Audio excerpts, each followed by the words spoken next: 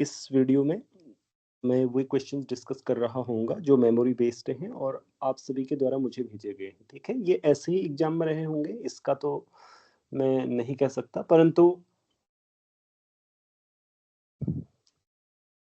ठीक है, जैसे भी हैं, मैं इनका सॉल्यूशन बताता हूँ आपको। लगभग मेरे पास 10 से 15 क्वेश्चन्स हैं, 15 आई डोंट नो कितने हैं, 15 के अराउंड तो हैं लगभग, ठीक है? इनके आंसर बताता हूँ, लेकिन मैं आंसर्स फ़ास्ट बता रहा होऊँगा, ठीक है?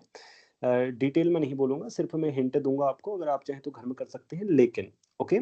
लेकिन क्या है कि मैं इसके लिए अभी जैसे ही टीएफआर का एग्ज़ाम आउट हो जाएगा, टीएफआर का एग्ज़ाम आउट होने के बाद ही जैसे ही रिलीज़ हो जाएगा, तो हम डिटेल में डिस्कस करेंगे हैं 2025 के सारे क्वेश्चन्स को, ठीक है? जैसे कि हमने 2024 के क्वेश्चन्स को किया था, ओके?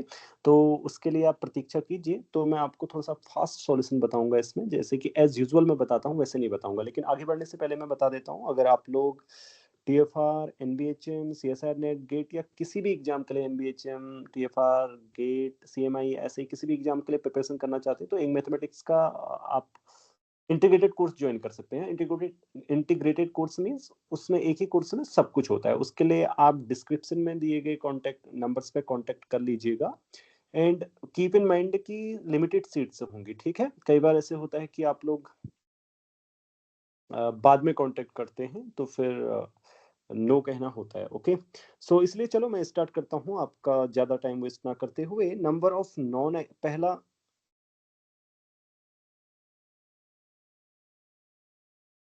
पहला क्वेश्चन क्या है?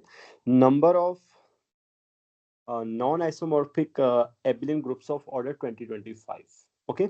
सो इसका बहुत ही आसान फॉर्मूला होता है, आप जानते हैं। पहले आप इसको फैक्टराइज कर लेंगे तो आपके पास क्या आएगा, 3 की पावर 4 इंटू 5 स्क्वायर आएगा, ओके? तो क्या होता है फॉर्मूला कि रो 4 इंटू रो 2 जो कि 10 आ रहा है, ठीक है? इसका आंसर 10 है। तो सिर्फ बेसिकली मैं इसमें आपको आंसर ही बता रहा हूँ, ओके?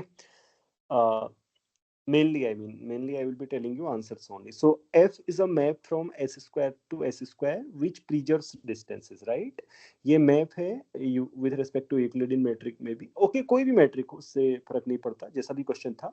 लेकिन ये आइसोमेट्री है, ओके? डिस्टेंस को प्रिजर्व कर रही है, तो बोला है कि एफ सर्जेक्टिव होगा, ऑब्वियसली होगा। ऐसा क्वेश्चन आपका पहले भी एग्जाम में आ चुका है, तो ऑब्वियसली ये सही होगा, ठीक है? ये ट्रू है। और उसके बाद आपका ये क्वेश्चन है, every phi f to f is a onto homomorphism. I mean अगर आपको कोई दी गई होमोमॉर्फिज्म है जो फील्ड से फील्ड में है, तो वो ऑनटू होगी, ऐसा कहा गया है इसमें, ठीक है? देखो, इसको करने से पहले सबसे पहले ध्यान रखना, क्योंकि मैंने जैसा कि मैं आपसे कह रहा हूँ कि सारे क्वेश्चंस ऐसे ही होंगे, मैं इसका दावा नहीं कर सकता ना कि क्वेश्चंस की कुछ हाइपोथेसिस मिस होंगी, तो मेरे आंसर्स उसके अकॉर्डिंग चेंज भी हो सकते हैं, ठीक है? क्योंकि आप बाद में आंसर की देखेंगे तो आपको लगेगा यार सर ने तो ऐसा बताया था, ठीक है? या इस बात का आप ध्यान दीजिएगा। तो अगर कोई भी हमारे पास किसी फील्ड से फील्ड में होमोमॉर्फिज्म है, तो वो ऑन टू होगी, ऑब्वियसली होगी, क्योंकि पहली तो बात ये 1-1 होगी। इसका रीज़न क्या होता है? 1 को 1 पे सेंड करेगी, उसी को हम फील्ड होमोमॉर्फिज्म मानते हैं, ध्यान रखना। सो क्योंकि फील्ड के पास केवल 2 आइडियल होती हैं, केर एफ और एफ, के तो केर एफ ही में से आइडियल हो सकती है किसी भी होमोमॉर्फिज्म की। ये ऑन टू होगी ऐसा ज़रूरी नहीं है। ऐसा ज़रूरी हो जाता है जब एक्सटेंशन फाइनाइट होता है, ओके? चलिए, तो यहाँ पे तो केवल फील्ड ही पूछा है, तो आप क्या लेंगे इसके लिए काउंटर एग्ज़ाम्पल? आप ऐसा करेंगे, ये रेशनल फंक्शन फील्ड ले लेंगे और इससे इसमें क्या मैप डिफाइन करेंगे? इससे जो डिटरमाइन होता है uniquely X goes to axis फिर जो देगी, लेकिन इसकी इमेज क्या आएगी? इसकी इमेज आएगी क्यू एक्सिस नहीं आएगी, ओके? सो ये ऑन टू हो ज़रूरी नहीं है, लेकिन 1-1 होती है हमेशा, जैसा कि मैंने आपसे कहा, तो उसको हमें चेक करने की आवश्यकता नहीं है, ठीक है? ये भी ट्रू हो जाएगा। और ये है every linear transformation T R cube to R cube has 2 dimensional invariant subspace and ऐसा ही एक और स्टेटमेंट था, ऐसा मैंने सुना है कि 1 डायमेंशनल इनवेरिएंट सबस्पेस, तो ये दोनों करेक्ट हैं। अब ये दोनों करेक्ट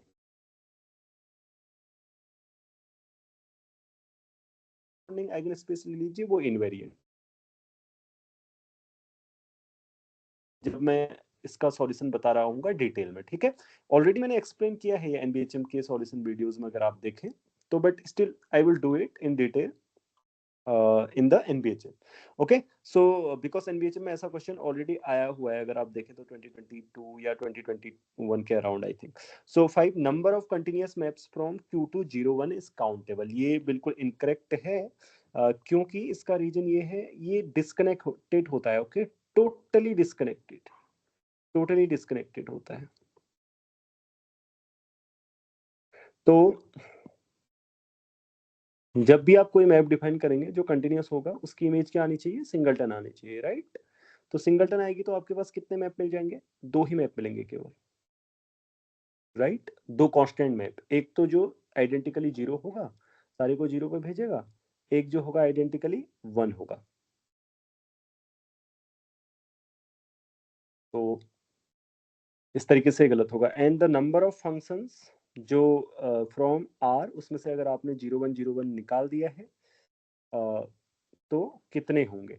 ठीक है, इसका आंसर है दो फंक्शन से मैं आपको बता रहा हूँ, एक एक्स और एक 1 - x. ओके, इसका ये डिटरमाइन कैसे करेंगे वो मैं आपको डिटेल वीडियोस में करके भी दिखाऊंगा, लेकिन यहाँ पे थोड़ा सा आइडिया दे देता हूँ आपको. सिर्फ ना, ये एक आइसोमेट्री है जो प्रिजर्व कर रही है डिस्टेंस को. देखो, तो आप सोचो कि कोई भी एक पॉइंट क्या है, यहाँ पे आप फिक्स कर लो. ठीक है, इसकी इमेज सपोज यहाँ पे है, तो ये सिर्फ ट्रांसलेशन ही होंगे. तो आपको वो ट्रांसलेशन लेने हैं, इसके मतलब इसके वो ट्रांसलेशन से लेने हैं, या ट्रांसलेशन या रिफ्लेक्शन. ओके, रिफ्लेक्शन भी हो सकते हैं, इस तरीके के मैप भी हो सकते हैं, जो ऐसा नहीं है कि मतलब यहाँ के किसी पॉइंट को ना, इस सेट के किसी पॉइंट को 0 या 1 पे मैप ना करें, मतलब यहाँ से यहाँ वेल डिफाइंड ट्रांसलेशन या रिफ्लेक्शन हो.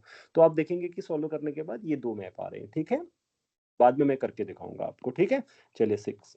तो dimension of the vector space, इस वेक्टर स्पेस की डायमेंशन पूछी है, तो इसको मैं आपको करके दिखा देता हूँ. और ये आगे एक क्वेश्चन है कि F N X equal to sine X by N, and इसके डेरिवेटिव का यूनिफॉर्म कन्वर्जेंस वगैरह पूछा है, वो आप सभी लोग कर लेंगे, तो मुझे उसको बताने की भी आवश्यकता नहीं है, मैं इसको मिटा देता हूँ. ठीक है, तो इसको मैं बता देता हूँ थोड़ा सा, ये आप यहाँ पे फंस सकते हैं. इसमें देखो सी, यहाँ पे क्या बोला है कि those functions S3 to R which satisfies fg equal to fg cube, okay, for every g is in S3. तो इसमें क्या होगा कि आप देखें, जब भी आपके पास कोई 3 ऑर्डर का एलिमेंट होगा, तो उसके लिए क्या होगा, उसकी इमेज किसके इक्वल आएगी, आइडेंटिटी के इक्वल, राइट. क्योंकि जी क्यूब करोगे तो यानी कि आइडेंटिटी की इमेज पता हो तो, और 3 ऑर्डर के मतलब जो 3 ऑर्डर के एलिमेंट है उनकी इमेज पता चल जाएगी. लेकिन यहाँ से 2 ऑर्डर के एलिमेंट के लिए कुछ नहीं मिलेगा. ओके, यहाँ से इस कंडीशन से मिलेगा F12 equal to F12. Okay, सो तो हमारा जो कोई भी फंक्शन है इस पे डिपेंड करता है. इसकी इमेज अगर हमें पता चल जाए, एफ ई क्या है, एंड F1/2 क्या है, F23 क्या है, और F31 क्या है. ठीक है, इसके लिए आप क्या फंक्शन लें, ऐसा फंक्शन लें, एफ ई का मतलब है जो आइडेंटिटी को 1 पे सेंड कर रहा है, वैसा ही है जैसे लीनियर फंक्शनल का बेसिस नहीं होता, उसी तरीके से है भी. ठीक है, तो एफ ई का मतलब ये ई पर 1 वैल्यू लेगा, अदरवाइज 0 लेगा. ओके, और इसका मतलब है F12 का मतलब है जो 1 2 पर 1 वैल्यू लेगा और जगह 0 लेगा. F23 का मतलब भी वही. ठीक है, सिमिलरली F31 का भी मतलब वही. ये लीनियरली इंडिपेंडेंट आएंगे, और प्रोसेस सेम है लीनियरली इंडिपेंडेंट प्रूव करने की, जैसे आप लीनियर फंक्शनल में नहीं करते, लीनियर फंक्शनल निकालते हैं तो फिर दिखाते हैं कि ये लीनियरली इंडिपेंडेंट है. आपने किया होगा ऐसा सब कुछ. और कोई भी फंक्शन अगर आपको दिया गया है, मान लीजिए आर्बिट्ररी फंक्शन ले लीजिए आप S3 से R में, राइट, तो आप उसको ऐसे लिख सकते हैं, है ना, क्योंकि R2 F12 एंड R3 इस तरीके से लीनियर कॉम्बिनेशन में लिख सकते हैं, है ना. ये देखो R4 F31, क्यों, क्योंकि जैसे मान लीजिए आपको 3 1 पे इमेज चाहिए, 3 1 पे ये सारे तो 0 होंगे. अब जो भी रियल नंबर 3 1 पे इमेज होगा उसको यहाँ पे पुट कर दीजिएगा, है ना. इन 4 नंबर्स पे ही, सॉरी नॉट नंबर्स, इन 4 पॉइंट्स पर ही, मतलब इन 4 एलिमेंट्स पर ही आपको इमेज चाहिए, और आपका पूरा फंक्शन डिटरमाइन हो जाता है. तो इस तरीके से इसकी डायमेंशन 4 आएगी. ओके, तो आंसर है इसका 4. एंड अदरवाइज आगे वाला क्वेश्चन देखो, ये बहुत अच्छा क्वेश्चन है. मतलब थोड़ा सा अगर आप जल्दी सोच सकते हैं इसको, इस तरीके से सोचें तो देखो कैसे. आर एक्स से आर एक्स को आपको मैप दिया गया है, सबसे पहले 1 1 चेक करते हैं. ओके, 1 1 चेक करने के लिए क्या करना होगा हमें, कि मान लीजिए कि कोई कर्नेल में केवल 0 एलिमेंट है, ये दिखाना होता है, राइट. थोड़ा सा मैं फास्ट बोलूंगा, इन जनरली मैं फास्ट बोलता नहीं हूँ, आपको पता है, बट यहाँ पे मुझे बोलना होगा क्योंकि ये सिर्फ मेमोरी बेस्ड क्वेश्चन है. ओके, इनमें से बहुत सारे गलत भी हो सकते हैं, और मैं नहीं चाहता कि मैं गलत पर एनर्जी वेस्ट कर दूं, राइट. फिर अभी मैंने आपको पूरा कंप्लीट सॉल्यूशन भी तो बताना है ना, 2025 का पूरा कंप्लीट सॉल्यूशन होगा।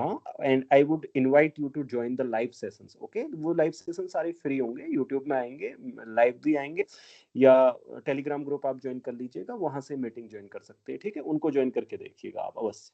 ठीक है, सो ये रहा। मान लीजिए कि इसकी इमेज जीरो है, इसकी इमेज जीरो होने का मतलब ये डेरिवेटिव जीरो होगा। तो यहाँ से आपको क्या मिलेगा, P dash x x times P x. तो भाई इस तरह की डिफरेंशियल इक्वेशन आपने कई बार सॉल्व की होगी। ठीक है, वही कॉची यूलर वगैरह से कर सकते हैं आप।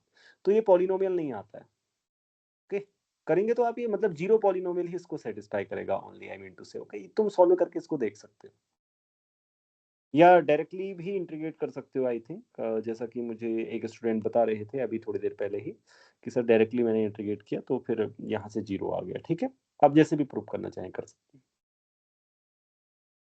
ओके, रेदर उससे भी आसान ये है कि मतलब जरूरी भी नहीं है, जैसे आप A N X to the power N ले लो, ये ए जीरो ले लो, यहाँ पे क्या हो जाएगा, ऐसे भी तो कर सकते हो ना। ऐसे जरूरी थोड़ी है कि मतलब वो डिफरेंशियल इक्वेशन का कुछ लगाना है आपको। ए एन प्लस वन हो जाएगा, ए एन माइनस वन हो जाएगा, डॉट डॉट डॉट, यहाँ से फिर कंपैरिजन करना स्टार्ट कर दो, है ना। ए जीरो जीरो आ जाएगा, फिर उसके बाद ए वन जीरो आ जाएगा, इस तरीके से सारे जीरो आ जाएंगे। ओके, ऐसे भी कर सकते हो, मतलब जरूरी नहीं है कि उस तरफ आपको जाने की आवश्यकता है। तो ये वन वन तो हो गया। ओके, हम बाइजेक्शन कैसे देखेंगे, यहाँ पे पॉइंट है कि आप थोड़ा सा मस्तिष्क यूज करो, बहुत अच्छा, क्योंकि आप सोचोगे ना कि ऑन टू प्रूव करेंगे तो कोई भी जी एक्स ले लो। देखो ऑन टू होगा कब, ऑन टू होने का मतलब है कि इमेज में सारा, ये सारे एलिमेंट होने चाहिए। अगर ये सारे एलिमेंट होंगे सारा, तो इनसे स्पान होने वाला सब कुछ होगा, और इनसे स्पान आर एक्स होता है। तो देखो ये सारे एलिमेंट है, दिखाई दे रहा है कैसे, जैसे आप X P X equal to one put करेंगे तो इसकी इमेज क्या आएगी, ये कहाँ जाएगा, देखो वन पुट करने पर ये यहाँ पे वन पुट करेंगे तो रेदर ये तो वन पे जाएगा। ओके, वन पे जाएगा, है ना, वन पुट करने पर। अब फिर उसके बाद आप एक्स स्क्वायर एक्स पुट करेंगे, एक्स करेंगे तो एक्स की इमेज टू एक्स आएगी, राइट। तो टू एक्स जब रेंज में है तो फिर टू एक्स इंटू उसका कोई भी स्केलर मल्टीपल होगा, एक्स भी आ गया रेंज में, राइट। इसी तरीके से आप एक्स स्क्वायर पुट करेंगे तो एक्स स्क्वायर कहाँ जा रहा है, देखिए एक्स स्क्वायर जा रहा है थ्री एक्स स्क्वायर के पास, राइट। थ्री एक्स, हाँ स्क्वायर के पास जा रहा है, राइट। सो इस तरीके से एक्स स्क्वायर भी आ जाएगा, तो ये सारे एलिमेंट आ जाएंगे आपके वन एक्स एक्स स्क्वायर, ये पूरी की पूरी इमेज में है आपके इस लीनियर ट्रांसफॉर्मेशन के। तो इसका मतलब ये बाइजेक्टिव भी है। Okay, so it is bijective also. अब सही का मतलब अब वहाँ क्या दिया था ऑप्शन में, आप देख लीजिएगा, मुझे तो ये क्वेश्चन है तो इसके बाइजेक्टिव के बारे में पूछा था, ऐसा मुझे बताया गया है, तो बाइजेक्टिव हो गया। अब ये वाला क्वेश्चन है। ओके, ये देखो, तो ये क्वेश्चन क्या कहता है पहले मैं आपको बता देता हूँ। ये कहता है कि भाई अगर आप ऐसा सेट ले लो, चलो इसको नाम दे देते हैं एस, नाइन्थ नंबर क्वेश्चन है ये। इस तरीके का सेट ले लो, 10 की पावर ए एंड 10 की power B, A B belongs to N. आपको क्या मिलेगा कि भाई यहाँ कोई ना कोई मल्टीपल मिलना चाहिए। आप ये बोलिए कि ये ऐसा पूछ रहा है जैसे कि कुछ ये, right, for some A B belongs to N cross N, right. ऐसा ही है ना दूसरी लैंग्वेज में, क्वेश्चन वहां ऐसे लिखा होगा कि there is a multiple of D, but in other language it's a just tautology, right. तो ये ऐसा है। तो इसके लिए आप कैसे करेंगे, देखो भाई अगर आपका डी टू और फाइव हुआ तो you are done, right, you are done. Okay, अभी मैं आपको बिल्कुल ये भी नहीं बताऊंगा कि इसको ऐसे सोचेंगे इसको ऐसे सोचेंगे, सिर्फ आंसर, मेरा अभी उद्देश्य है कि सिर्फ आपको आंसर बताऊं। ठीक है, तो सी, अगर टू और फाइव के अलावा एन कुछ भी है तो आप क्या कर सकते हो, ये 10 की पावर के congruent to you know one mod N, इसके पास सॉल्यूशन होगा, राइट। अगर टू और फाइव एन को डिवाइड नहीं करते हैं, अगर डी आई मीन टू और फाइव से डिविजिबल है तो फिर ये इजी है, राइट।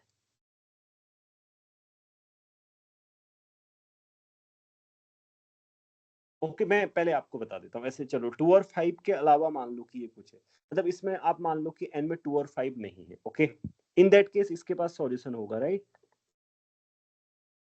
जिसे आप यूलर्स थ्योरम बोलते हैं। क्या बोलते हैं उसका नाम, यूलर्स थ्योरम बोलते हैं, जो भी थ्योरम बोलते हैं। तो आई मीन टू से कि यूनिट ग्रुप होता है ना, जो यूनिट ग्रुप में ये 10 भी होगा, राइट, 10 भी इसका एलिमेंट होगा, तो इसका एक फाइनाइट ऑर्डर होगा, राइट। तो इसका मतलब जब भी टू और फाइव डिवाइड नहीं करते तब तो इसके पास मिल ही जाएगा आपको। इस यहाँ से क्या मिल गया, यहाँ से मिल जाएगा कि 10 डिवाइड्स 10 के माइनस वन, तो फिर यहाँ पे आप थोड़ा सा 10 की पावर b से मल्टीप्लाई कर दीजिए। अगर इसको डिवाइड करता है तो 10k प्लस b, और 10b को भी डिवाइड करेगा, इसका नाम a रख दीजिए। मतलब जब 2 और 5 नहीं है तब तो केस हो गया, और 2 और 5 अगर किसी n में प्रेजेंट है तो वो वाला केस लीजिए, वो आप कर सकते हैं, ठीक है राइट। क्योंकि जैसे देखो कोई भी n है ना, उसमें जो 2 5 है उनको बाहर कर लेना, ऐसे m लिख देना, मान लो कि 2 5 ऐसे हैं, 2 5 के लिए आपको मिल रहा है ओके। 2 5 वाला केस आई मीन आप कर लेना ओके। मैंने ये केस करके दिखा दिए, ये मतलब बच्चे में जब हम डिस्कस कर रहे थे इससे पहले, वो only members in the video में है, तो आप देख रहे थे कि ये वाला केस नहीं हो रहा था राइट। तो ये केस मैंने कर दिया, आप 2 5 का आप लोग हैंडल कर लेना जब 2 या 5 होगा, अदरवाइज मैं करके दिखा दूंगा ओके। और बाद में सो सी, यहाँ पे लिखा है कि ए अगर SO4R में हो, ऑर्थोगोनल मैट्रिक्स हो जिसकी डिटरमिनेंट ग्रेटर देन 1 0 हो, तो उसके पास 1 और -1 आइगन वैल्यू जरूर होनी चाहिए। ये बिल्कुल फॉल्स स्टेटमेंट है, ऐसा जरूरी नहीं है, क्योंकि -1 1 0, और आप इसको ले सकते हैं राइट, 0 -1 1 0, तो इसकी आइगन वैल्यूज आपको पता है क्या होती है, प्लस माइनस आई प्लस माइनस आई, दो बार इनका प्रोडक्ट करो सबका, आई इंटू माइनस आई, क्या आएगा, ये 1 आ रहा है राइट। लेकिन कोई भी आइगन वैल्यू क्या है, नहीं है, 1 या -1, तो इस तरीके से ये भी आपका फॉल्स हो जाएगा 10वां नंबर का क्वेश्चन। तो अगला आते हैं इसमें 11वां नंबर का। ये क्या बोलता है कि दो फंक्शन अगर कंटिन्यूअस हैं 0 1 में और उनका प्रोडक्ट 0 है, तो f और g में से कोई ना कोई किसी ओपन इंटरवल में वेनिस होगा 0 1 के, ठीक है। तो इसको करके दिखाता हूं मैं आपको। मान लीजिए f आइडेंटिकली 0 है, तो फिर कुछ भी प्रूफ नहीं करना हमें। अगर नहीं है तो एक पॉइंट तो मिलेगा ना जहां पर ये नॉन वेनिसिंग होगा, उस राइट, नॉन वेनिसिंग होगा ना। तो वाई कंटिन्यूटी ऑफ एफ आप जानते हैं, एक आपको नेबरहुड मिल जाएगा ए के अराउंड। अब ए एंड पॉइंट भी हो सकता है, हाँ ठीक है, मतलब मैं ऐसे लिख देता हूँ भले ही अभी, एंड पॉइंट के लिए आप क्या हो, ऐसा भी हो सकता है, मतलब 0 भी हो सकता है एक ही जगह, है ना। तो फिर आपको इधर वाला पार्ट मिलेगा, फिर आप इतना पार्ट ले लेना बाद में, आई मीन आपको तो सिर्फ इंटरवल चाहिए ना। मैं इस वाले केस के लिए कर देता हूँ जब आई मीन ये एंड पॉइंट नहीं है ओके। तो चलो ऐसा कुछ मिलेगा जहां एफ ए पूरा नॉन वेनिसिंग रहेगा राइट। ये कंटिन्यूटी की प्रॉपर्टी होती है, अगर फंक्शन नॉन वेनिसिंग है तो एक नेबरहुड में नॉन वेनिसिंग रहता है वो ओके। सो यहाँ इंटरवल है इसलिए ओके।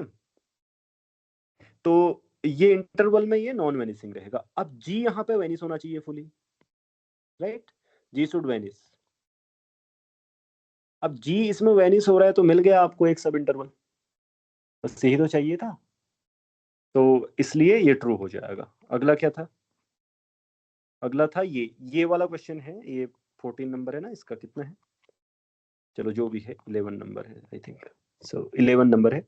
सो सी, ये आपको ए दिया है, नॉन जीरो मैट्रिक्स है आपकी, ठीक है। ये मुझे स्टूडेंट्स बता रहे थे, जैसे कि आपने देखा कि उन्होंने जॉर्डन कैनिकल फॉर्म से आराम से कर लिया था, बहुत डिफिकल्ट नहीं है। तो मैं आपको इसके लिए एक्सरसाइज छोड़ देता हूँ, मैं खुद यहाँ पे नहीं बता रहा हूँ, ठीक है। तो आप कर ही लेंगे तो मैं क्या इसमें टाइम लगाऊं, ठीक है, बाद में डिटेल में करेंगे। जैसा कि मैंने आपसे कहा, the number of positive divisors of N, ये डीएम है, number of positive divisors of N A N. अब इसको मैंने फॉर्मल प्रूफ इसका लिख लिया है, बट मैं स्टिल आपको बता देता हूँ, देखो कैसे गेस करोगे आप, इसकी लिमिट क्या हो सकती है।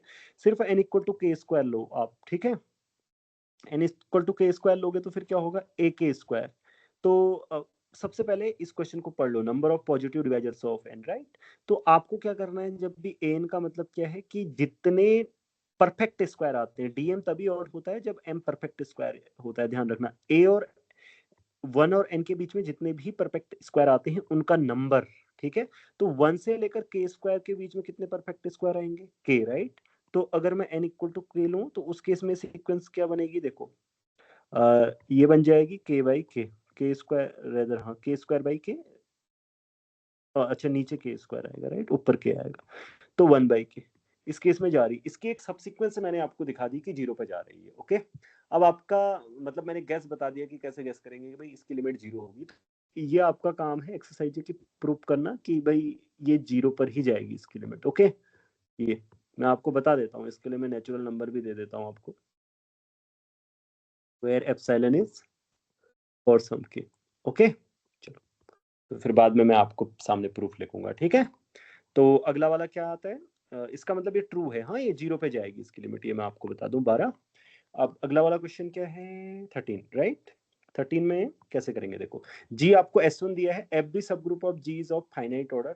बहुत ही आसान एग्जांपल आप इसके लिए ले सकते हैं कि ऐसे जेड ले लो कि जेड की पावर p की power k 1 for some k in n, मतलब pth रूट ऑफ p की power kth root of unity है ये सारे, ठीक है, समझे, कोई फिक्स पी है, प्राइम फिक्स कर लो, p की power kth root of unity 2 ले लो, जैसे मैं 2 लिख देता हूँ यहाँ पे बस। तो ये इनफाइनाइट ग्रुप होता है, ओके, क्योंकि आपके पास सेकंड रूट ऑफ यूनिटी भी यहाँ आएंगे, फोर्थ रूट ऑफ यूनिटी भी यहाँ आएंगे, एट्थ रूट ऑफ यूनिटी भी यहाँ आएंगे, तो ये इस तरीके से इनफाइनाइट बनेगा, समझ गए, तो ऐसा जरूरी नहीं है। अदरवाइज ऐसे भी सोच सकते हो कि भाई S1 अगर आपको पता है R बाई जेड का आइसोमॉर्फिक है, तो R बाई जेड का एक इनफाइनाइट सब ग्रुप ले लो, आप जानते ही हो, बहुत ही फेमस और मतलब सबको पता होना चाहिए जिसके बारे में, ये क्यू मॉडुलो जेड, ओके, तो इस तरीके से ये क्वेश्चन हो जाएगा। एंड अगला वाला, इसका मतलब ये फॉल्स है, ठीक है, suppose order of G is equal to n, तो एक ऐसा फंक्शन मिलेगा, आई मीन आप जी को एम्बेड कर सकते हैं किसमें, Sm में, ऐसा बोला है, एम्बेड करने का मतलब 1 homomorphism, okay, for m greater than, obviously ये ट्रू है, क्योंकि कैली थ्योरम से आपको क्या मिलता है, कैली थ्योरम से आपको मिलता है 1 1 मैप जाएगा, एक 1 1, जब मैप बोल रहा हूँ तो होमोमॉर्फिज्म है मेरा मतलब, ठीक है, ध्यान रखना। सो Sn पे तो जाएगा ना, सी जैसे जो सब ग्रुप बनेगा वो एसेट का आइसोमॉर्फिक होगा, ओके, आई मीन टू से कि जो आपने ना m माइनस n है उनको फिक्स कर देना है लास्ट के, तो इस तरीके से आप क्या पाते हैं, Sn Sm के अंदर है, तो आपको क्या मिल जाएगी, एक होमोमॉर्फिज्म मिल जाएगी जिसे m में, ओके, तो इस तरीके से ये भी ट्रू होगा। इसमें question number 15, there exist a open subset of R, there exists an open subset of R which has uncountably many connected components। ऐसा नहीं हो सकता, क्योंकि कोई भी ओपन सेट अगर आप लेंगे उसको आप disjoint union of open intervals लिख सकते हैं इस तरीके से, ओके, सो disjoint union countable, rather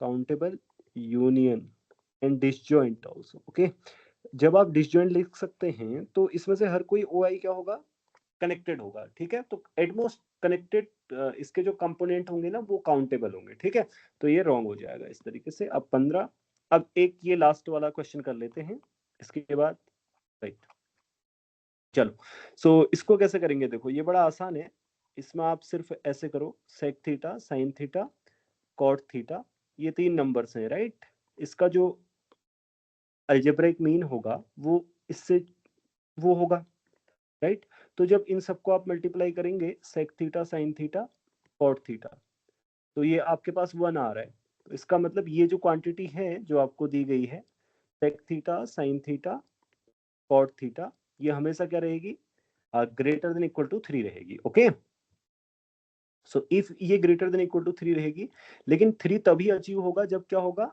theta के लिए अ, ये सारे इक्वल आएंगे, ओके, और ये इक्वल आ नहीं रहे हैं, आप देख लीजिएगा, कॉन्ट्राडिक्शन आ रहा है, ओके, आप सॉल्व कर सकते हैं उसको, मतलब अगर ये इक्वल होंगे तो क्या होगा, आपको नहीं मिलेगा ऐसा थीटा यहाँ पे, तो ये अगेन रॉन्ग हो जाएगा, ठीक है, तो इसको यहीं एंड करते हैं इस सेशन को। लगभग हमने 15 से 16 क्वेश्चंस का आंसर जाना इसमें। अब मैं अगला मेमोरी बेस्ड सेशन मतलब पार्ट 2 वगैरह नहीं आएगा, ठीक है, आप सिर्फ जैसे ही आपका TFR का एग्जाम आउट हो जाएगा सीधे हम उसको सॉल्व कर देंगे और कंप्लीट सॉल्यूशन कर लेंगे 2-3 दिन में ही, ठीक है, और उसकी प्लेलिस्ट बन के रेडी हो जाएगी, ठीक है, इस वीडियो में इतना ही, और नीचे कॉन्टेक्ट्स वगैरह के लिए आप डिस्क्रिप्शन देख सकते हैं, ठीक है, बाय बाय।